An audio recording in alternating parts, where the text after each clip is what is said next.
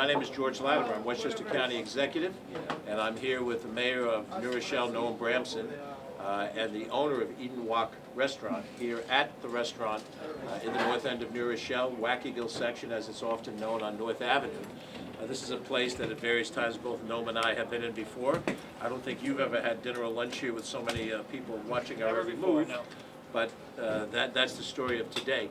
Obviously, we're in the middle of an outbreak of coronavirus that has had a very strong presence here in the New Rochelle community. But our purpose here today is not just to keep my weight up and to force Noam to try to join me in eating, but to show that businesses still function in this community. They still function well, that this restaurant and the other facilities that service the people of New Rochelle and the surrounding communities are perfectly safe. There is nothing to fear in terms of this concern. From a science standpoint, I'm obviously not a scientist nor a public health official, but we talk to our public health officials, and they ensure us that the normal procedures for making sure that places are clean and sanitized are sufficient to take care of any concern about virus which may be in a public setting, and the concerns that we have to take as individuals, the washing of hands, the sanitizing of hands, that those actions are sufficient to ensure us not picking up the virus in our normal comings and goings as we go out into the community. The state and the county and the city have not declared a state of emergency where we move to extreme measures to be concerned about this. We've gone through all of these different procedures that we've talked about before, about if you're sick, stay home, don't go to work, don't go to school. If you have a medical concern, make sure you call your medical professional to get advice on how best to proceed, and they will help guide you to whatever that situation is. But within all of those practical situations, the mayor and myself and the other officials, I know Sarah Kay, the city councilwoman for New Rochelle, is with us today, and there may be some other individuals as well that Noam is going to introduce. We are not overreacting, and we're not underreacting. We're trying to find that logical, prudent middle ground situation where we know we've got a serious issue, and we have to respond to it intelligently, but at the same time, we're not going to underreact to it, where we take it as if this is all going to be resolved, in the normal course of things. This is a situation that requires the city, the county, and more importantly, the state and the feds to step in and do certain things. I want the mayor to say a few words. I'll close up, and then I think we'll have lunch. Sounds good. Thank you very much, George, and I want to thank you not just for being here in New Rochelle today, but for your steadfast, effective, balanced leadership throughout this episode. We know that the people in Westchester have been exceptionally well served with you as county executive, more so now than ever before. And I will partially echo and partially build on George's comments. We enjoy each other's company. We're looking forward to having a delicious lunch today, but of course the purpose of our being here is more significant than that. We are here to demonstrate support for and confidence in a neighborhood and a business community that has borne an especially heavy burden as a result of concerns about coronavirus. And we recognize that there are many people following the news who may be inclined to simply stay home and not patronize businesses and visit with neighbors as they would ordinarily. Now, for those who are subject to a quarantine, obviously they do not have an option in a case like this. But for those who do have a choice, that may be an understandable reaction, and yet we should remember that the virus is not something that hangs around an entire neighborhood like a cloud. As George indicated, from a scientific perspective, it is shared through close contact with infected individuals.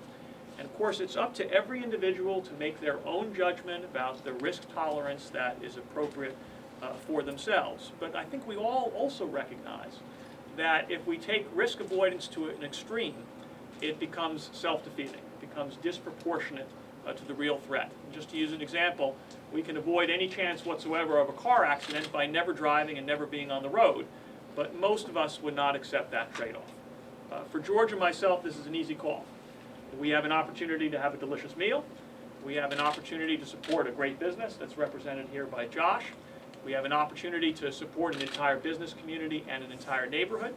And we do so with absolute confidence that our own health will be just fine as we walk out and leave lunch and go on to enjoy the rest of our lives. And we urge those who have a similar perspective to continue patronizing businesses and supporting our community just as they have.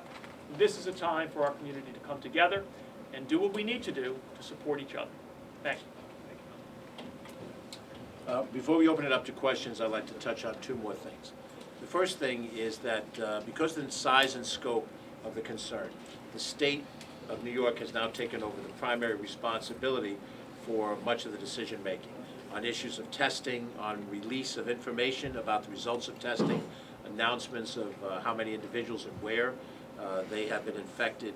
I would look to the governor's press conference that's coming up in a little while as the place to find that information.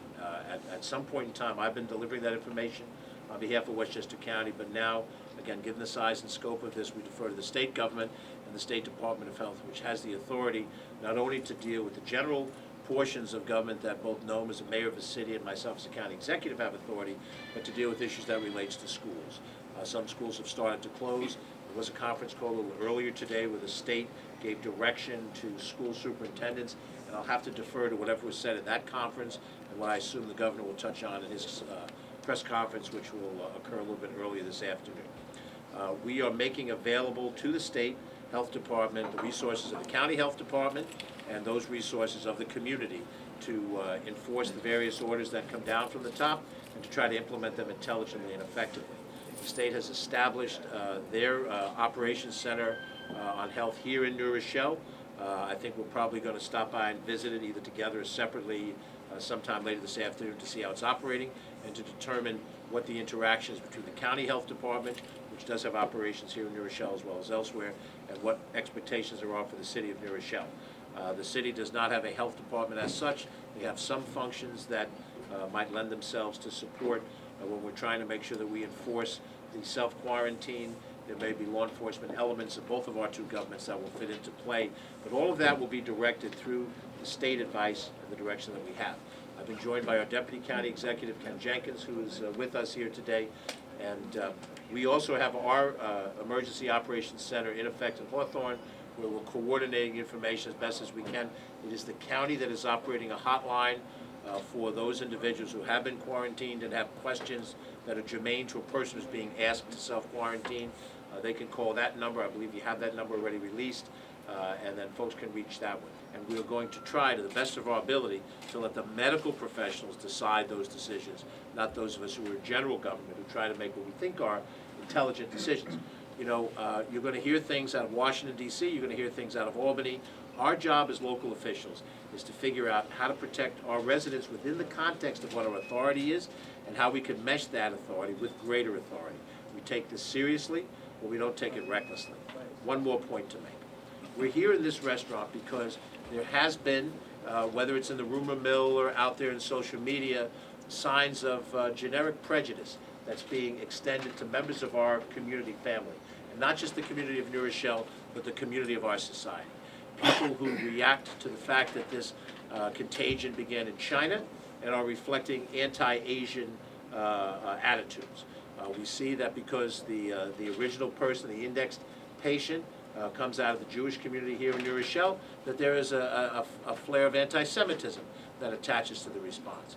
And in both of these two cases and in any other cases, I believe it's an underlying prejudice that is trying to link onto a crisis that is not intrinsically ethnic, is not intrinsically driven around any person's background or their country of origin or their antecedents' country of origin or their religious tradition. I happen to be Roman Catholic. The very same weekend of the events that the indexed patient went to, which happened to be events in the Jewish community, I happened to be at a family wedding outside of this area in which many of the attendees were Roman Catholic. Were we infected at that service, it would have nothing to do with our religion. It would have to do that we were in the same room at the same time. But I think it's important to make a statement that when we look at the businesses of New Rochelle and of Westchester County, that this is not about your ethnicity. This is merely a medical question of what your proximity was to a person who may have been infected and to try to protect you from that infection. And we're here at a restaurant that, as I said, we've both been to before, to make a statement as well as to have a good lunch. So I'm going to open it up to any questions. We'll try to answer within our framework, and you might ask a question that might be better directed to the state folks, and we'll try to answer as much as we can and then defer what we can't answer. Yes? Can you confirm that there are 11 new cases in Westchester? We have been told that that is the case. We do not have direct confirmation of that. We'll try to get confirmation of it over the course of the next half an hour to an hour. Because the information about new cases are now coming out of the testing that's done under the control of the state is making the announcements now rather than us being able to know that. But we have heard that. I presume it's true. We'll try to get a verification for you as quickly as we can. And in terms of the quarantine, do you foresee a scenario where police might have to enforce quarantine if people are not staying behind closed doors? Well, that would be, the worst case scenario if an individual who knows that they're under an order to quarantine chooses not to follow their situation. I heard, I'm sure you did as well, the anecdote about an individual in New Hampshire who was told to quarantine, chose not to do it, went to an event, and potentially exposed a large number of people. So when the order comes down to quarantine, self-quarantine does not mean optional quarantine. It means rather than taking you to some institution that's been set aside, which really disrupts your life, we want you to stay in your home. Now, you don't go to work, you don't go to school, you don't go out to Staples to buy pens and a pad, you stay home. I'm told by Josh that he's got a great takeout business, and not that I don't want him to get all the business. I'm told the North End Tavern has a great takeout business. La Herradura has a great takeout business. As you can see by my waistline, I've been at all of these restaurants more than once. But my point being that there are ways for people to be self-quarantined and still get the services that they need. In terms of using the police as a court of last resort, we will do that if we have to. Right now, my understanding is the process we're using is to have telephone call checks, to call into a family to make sure that, in most of these cases, the quarantine situation is a family quarantine, to make sure that all hands are on deck, and we're working off of faith at this point. But if we call and you're not home a couple of times, then we're going to have to ramp up to another level. How many are under a voluntary quarantine? I don't have an exact number. I think we've estimated it to be in the vicinity of 1,000 people, because that represented everybody who was at the religious service at Young Israel during this period of time. And there was some overlap, but also some people at the bar mitzvah the next day and the funeral the next day that were not at the service. So we've estimated it to be about 1,000. And this doesn't include other self-quarantine situations around the county that exist.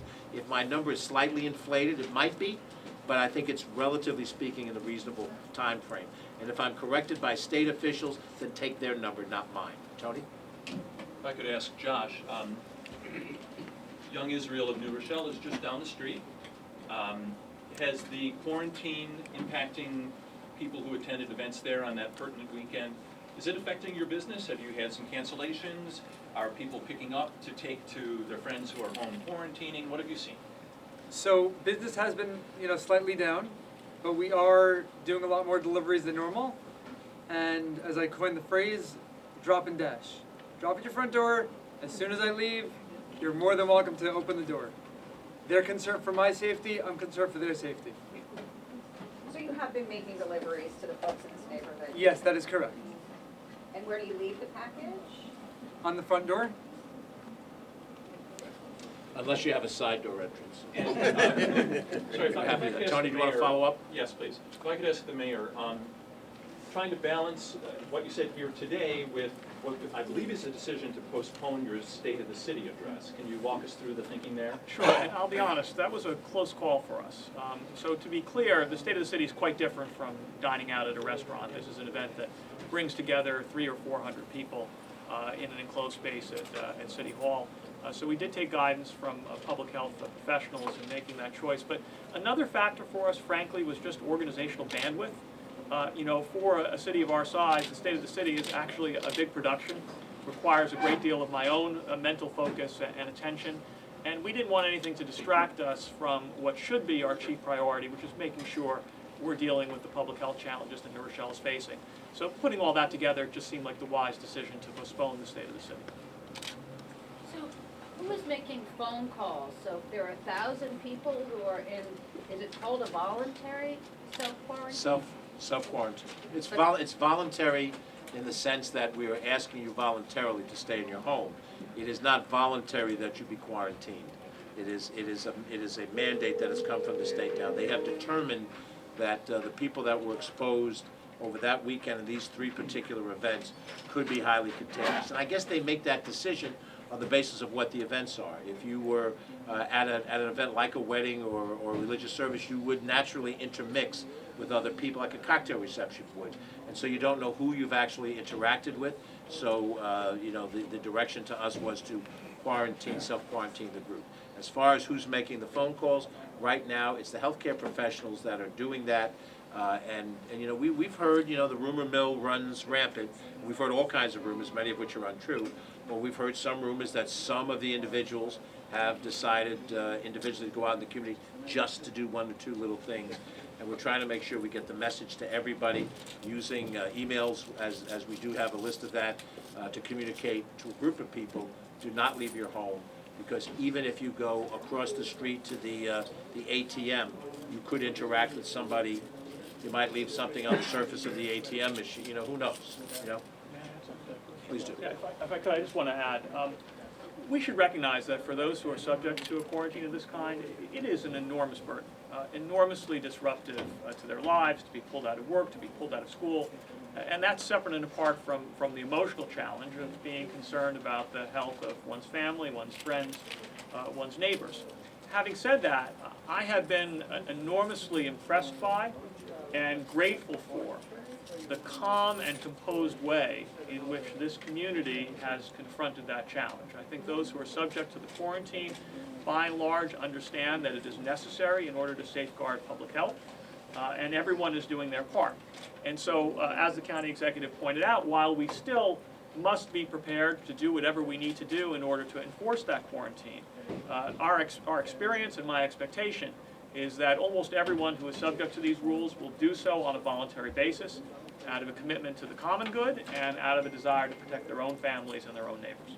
Mayor, any possibility that your public schools will be closed? As of now, the decision to close the public schools has not been made, but I would have to direct you to the school district for any further comment on that subject. The city government and the school district are independent entities, so I'm not in a position to speak on their behalf. And if I may follow up on that and one other point made, for our friends from the press who are primarily New York City based, in Westchester County, with the exception of the city of Yonkers, the municipal governments do not run the school systems. There's a separate governmental structure of school board and superintendent.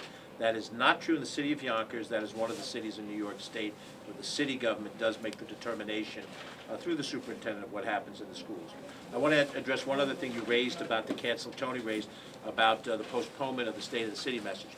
Right now, there are any number of large gatherings around the county of all sorts. Some the county might sponsor, many more other entities are sponsoring. We are not at a point where we're calling upon those events to be canceled. And why is that? Because the contagion, while it may be spreading, has not manifested itself with confirmed cases in all corners of the county coming from different sources of contagion. Right now, the bulk of what we know, in addition to the people that we have to verify that was raised a second ago, come out of a singular infection that spread to family, nuclear family, adjacent family, and people that they had in contact with. If we saw tomorrow that we had cases, if you know our geography, Peekskill in the northwest, North Salem in the northeast, and then in Yonkers and elsewhere at a much wider spread. So it's not just the number of cases, it's what's the geographical spread.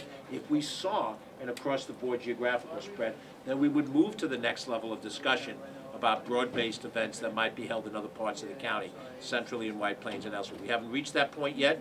However, this is a dynamic environment, and by 6 o'clock tonight, you know, we might have a different set of circumstances, and therefore we make a separate set of decisions.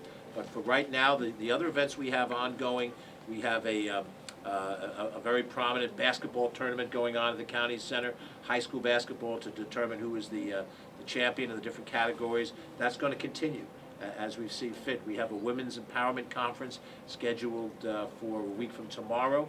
That conference is still on, and we're preparing to continue that. And that is in keeping with what we see as a countywide scope. Here in New Rochelle, as the mayor said, the decisions may be a little more focused because this is where we've seen a certain number of cases, and it's also where the resources of the city have been directed disproportionately to deal with this. And that may be the case in the future for other cities. But right now, New Rochelle is doing everything they can. They've worked very cooperatively with us, and for all the times you've ever seen governments, throwing each other under the bus. That's not what we're doing here in Westchester. We're trying to work cooperatively with the local governments as a team, and hopefully we can effectively deal with this. Any other questions? If there are no other questions, you're welcome to interview Josh or Noam or anybody else one-on-one. And then my nickname inside the county government is Uncle George. I'm not a young man, so I'm old enough to be everybody's uncle. Uncle George is going to spring for lunch if you can stick around. You don't have to stick around, but Josh has got to make some money here today. We are into the productivity. So if you want to stay and you want to join us for lunch, it's a treat from us. And please feel free to do so. And please feel free to interview anybody one-on-one.